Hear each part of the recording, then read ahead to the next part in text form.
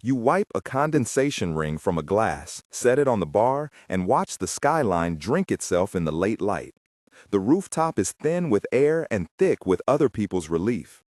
People come here to forget the street-level grind, to point their phones up at sunsets and pretend the city is a stage built just for them. A man in a cheap suit asks for extra wet, smiling like he knows a secret. You make it wetter. You shake, you strain, you garnish, and the bottle feels familiar in your hand the way a script once did. Precise, rehearsed, polished to avoid fingerprints. If you stay with this story until the end, subscribe and hit the bell. Share it if it lands with you. There are things that become easier to change when they are seen. You learned how to perform for a different room. The first time someone called you in, you are 12. It is raining, a talent scout sakes a business card like it's a prize. The agency looks like a glass cathedral, white marble in the lobby, the fluorescent hum that never quits. There are smiles that reach only mouths. Your parents sign forms with hands that shake less than theirs. They believe in the promise because promises are currency, and you come with none. You move into a dorm that is a story in itself. 12 beds, thin walls, a clock that never says sleep. Your bunk is near the window. At night, the city breathes in and out. You keep a photograph of pizza with your brother folded into your underwear drawer. It smells faintly like grease when you pull it out. A small proof the life you left was real. Training is a list that never ends. The day split into blocks: vocal, dance, language, looks, media. You repeat choreography until your bones memorize the rhythm. You practice smiling in the mirror until your face is a refracted image of the person you used to be. Weigh-ins come next, like sacrament. A scale is not neutral, it is a ledger. The trainer asks numbers with the same cadence as a banker asking for your assets. Lose 2, they say, as if your body were an account balance.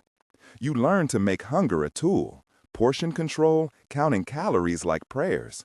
Sometimes you cheat with a plum in the corner of a practice room and feel shame and the bright, vulgar joy of sugar. You keep watch on mirrors. You are always measuring the space between who you are and who they want on stage. Mirrors multiply you. 3, 10, 30 faces reflecting back with subtle, corrected angles. You learn to edit yourself like a photograph. Debt arrives like paperwork. Contracts are thick, clauses are small print teeth. They tell you the company fronts training expenses, housing, costumes, travel, and then says it will recoup. You already know the word recoup because it becomes the thin rope around everything. In algebra, there is always a number you cannot reach. The figures they show are examples. The sums they whisper behind closed doors are representative. Your family's home is collateral. You assume it in your head as an abstract until it isn't. The ink dries and everything looks more permanent than your 13-year-old hands feel. Roommates are the closest thing to kin. You sleep in shifts, trade toothbrushes without noticing, hold each other's hair back during late-night purees. When someone cries, it sounds too loud in the dorm. You learn whose laughter is performance and whose silence is damage. Friendships become alliances of survival. A girl named Mina shares a secret about a call from home. Her father fainted and the agency delayed paying the hospital fee by a month. You help her rehearse apologies to camera crews. Later, when she collapses between practice and a makeup chair, you call for help and the PR person arrives first, smoothing hair and removing the camera, as if the faint were an inconvenient stage prop. They promise a check. The check is late. Debut comes like a premiere, all stage lights and applause. You wear glitter that flakes off into your mouth. For 90 minutes, the world believes in you with an intensity that feels like oxygen. Fans hold homemade signs, and for the first time, the echoed chant of your stage name makes your chest swell beyond all the ledger debts. Money enters in appearances, small, regulated, paid after deductions that include everything from hair products to legal fees. You assume your cut will buy back a version of freedom. Instead, it pads someone else's quarterly report. The post-debut schedule is a grind that resembles a machine. Radio, variety, small endorsements, rehearsals for the next cycle. There is less practice and more maintenance, teeth whitening, eyebrow shaping, constant photo retouching. You are always on, a commodity that requires polishing. When you speak, the manager edits your phrasing. The legal department says you cannot engage with certain fans or discuss contract specifics. The company says it protects you. It protects its image first. Protection is a sticker placed over a crack. A fan shows you kindness that is not entirely kind. At first, it's letters and drawings. They learn your on-stage moves. They time the grooves of your wave. Then they begin to show up where you are not scheduled, outside studio buildings, in front of your dorm, at the one grocery store you allow yourself to visit. The agency hires a security team that is more for show than for safety. They stand at angles, eyes politely unfocused. A photograph of you at a cafe leaks, and the comments on forums fill with ownership and anger. The company advises caution. It cautions you into hiding. You see the mechanics at work when a younger girl is brought in and praised for having the look. She is quick-syllabled and hungry. She has a newness in her face that the agency markets like perfume. Suddenly you are measured against her. The plasticity of comparison makes you ache. Managers suggest collaborations. Those suggestions have a price you cannot afford. You discover the clause that says the company can withhold bonuses if public image is harmed, an elastic term that stretches to squeeze any complaint out of presence. Failure arrives incrementally. A missed beat on live television is magnified into clips shared with commentary. Safety nets look like spreadsheets of excused absences. Little mistakes are capitalized into career risk. The group dynamic shifts. People start to watch their own reflections more than each other. Sympathy is a liability. The same girl who shared secret confessions now answers every success with rehearsed happiness. You both learn the arithmetic of scarcity. If one of you shines more, the others must shrink. A micro-crisis happens the night of a late recording. You finish backstage, lights still humming in your ears. Someone collapses in the green room. It's not dramatic, just a body that no longer keeps pace. The company brings in medical staff whose language is managerial, rest period, contractual sick leave. Later, there are private meetings full of phrases like public relations management. The girl who collapses is quiet for a while, then less present online, then less present altogether.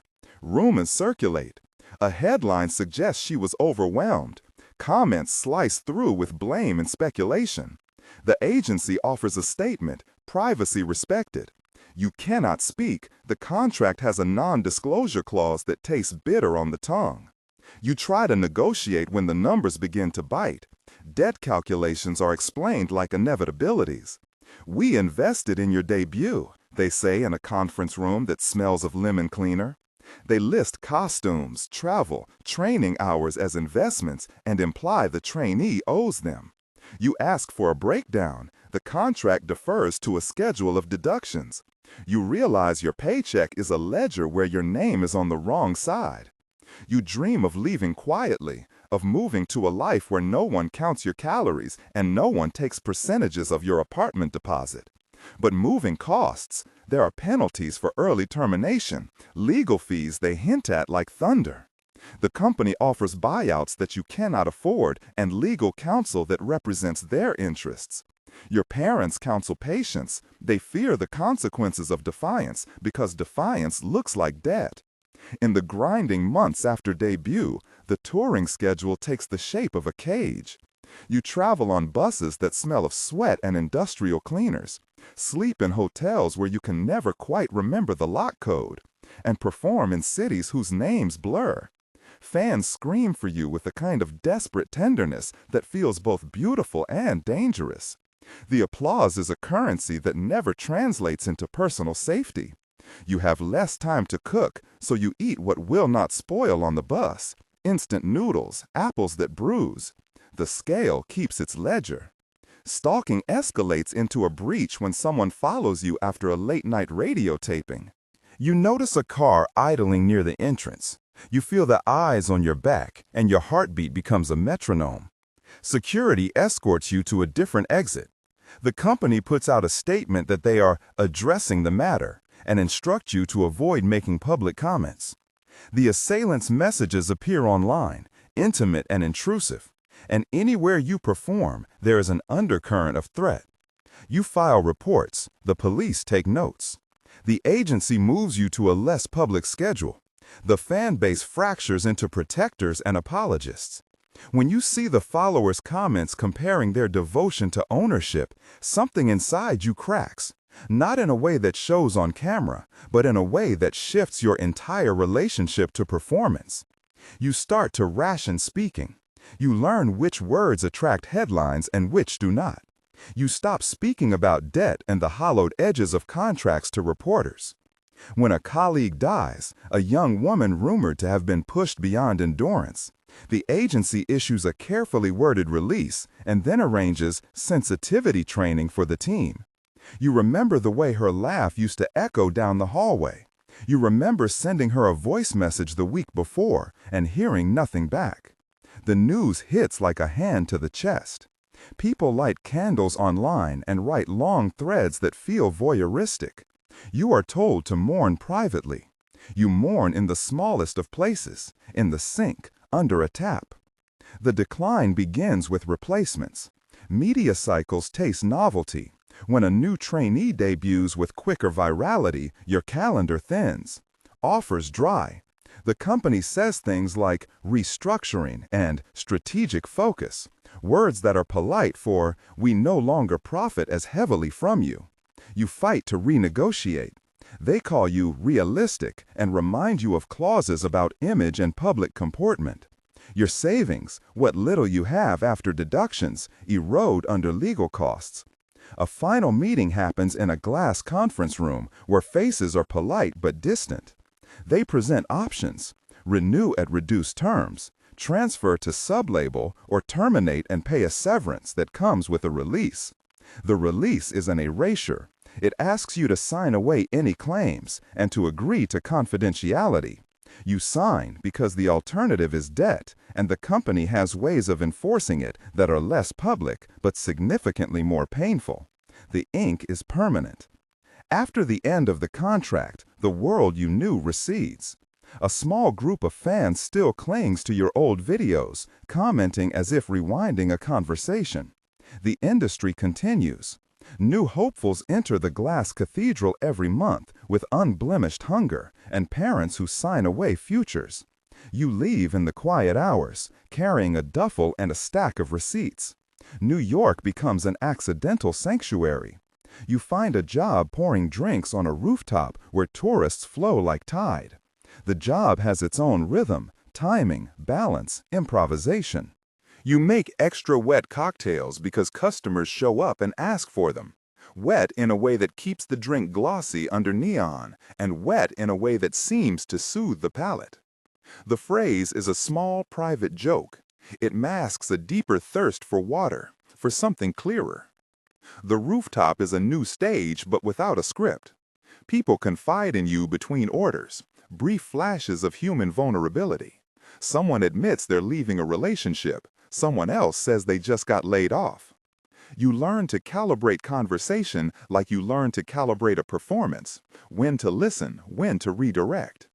At closing, you walk the perimeter and look at the glass cathedral you used to worship from afar, a rectangle of light among many, reflecting other ambitions. Sometimes former colleagues call, voices small with caution. They ask how you are. You tell the truth in fragments.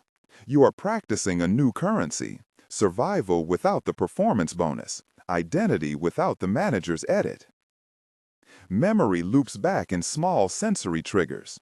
The hum of a fluorescent light when you step into the bar's prep room. The tang of disinfectant on a countertop. The echo of a chorus when someone hums under their breath. You keep a mirror behind the liquor bottles, not for checking your face, but because it reminds you of rehearsed smiles and what they cost. When a new trainee posts a video and tags the agency, you feel a thrum like an old song. You want to warn them, to tell them about clauses and debt and the way contracts fold into lives. But the only safe thing you can do is listen. You hand them a drink sometimes and ask about their family, their sleep, their weight. You do not tell them everything. You protect what you can without breaking laws of employment or risking reprisals. At night, when the bar is empty and you are stacking glasses, you think about the girl who collapsed and the ones who are still inside the cathedral. You think of the parents who signed and the managers who smiled and the fans who loved and later wanted ownership. The city around you is full of stories like yours, recruitment booths and workshop schedules and contracts being drafted with smiles. You keep your hands clean and your ledger close. You are careful with numbers now. You know what they do. Sometimes a customer asks you, half joking, if you missed the stage. You pause, measure the answer like you would a shot. I missed the lights, you say once, but I don't miss the ledger. The confession lands and does not need applause. It is honest and small and human. You still carry debts, not just the financial ones, which you are slowly chipping away at, but the debts of experience, the betrayal of a childhood traded for choreography, the nights counted in rehearsals instead of stars. You use these debts as a ledger of compassion. When a young hopeful stumbles onto your bar after a long practice, eyes wide with light, you don't hand them a contract. You hand them a glass. You tell them what to ask for and what to watch for. You tell them to keep one foot out, to keep a friend who will read the fine print. On certain nights, when the moon is clear and the city settles like cool tea, you stand with a cocktail glass to your lips and taste the salt of citrus and sea-sprayed air. The rooftop is alive with people taking their little revival in the dark. They come for views and vanish into cabs. You watch them and think about the next cycle. New trainees walking under rain, a scout offering a card, a parent convinced by possibility. The system will keep turning unless someone else learns how to count differently. There is anger inside you, yes, raw and honest. But there is also a steadier thing, the decision to survive without becoming the thing that exploited you. On the roof, under stage lights that are not yours, you are learning new choreography, of boundaries, of saying no, of walking away. You have the scars that do not show in headlines. You have memories that throb like a slow drum. You have a mirror with the cracks mended, not erased.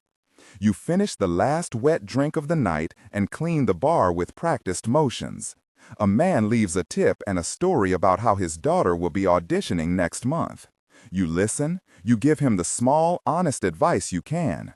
Ask for a transparent contract, insist on independent counsel, keep records, be suspicious of promises that sound too shiny. He nods, maybe hearing for the first time the other side of the gloss. The city's lights blur into constellations of possibility and caution below. You look out and think of the girl who wanted pizza and of the woman who pours cocktails for strangers now. You think of the agency, its glass cathedral reflecting itself into infinity, and of the new faces that will walk into it. You think of how to make the story matter beyond confessions at a bar. There are movements, petitions, small legal changes, slow things that pile like weight. And there are personal acts that shift the way someone else can move. You close the bar, lock the heavy glass door, and the rooftop exhales. You are not famous. You are not erased. You are here, alive, practicing a different kind of performance, one of care and boundary and testimony. The extra wet request becomes for you a metaphor. People ask for more surface gloss, more spectacle. You, who know both sides of the stage, wet their cocktails and leave them with something, occasionally, to think about.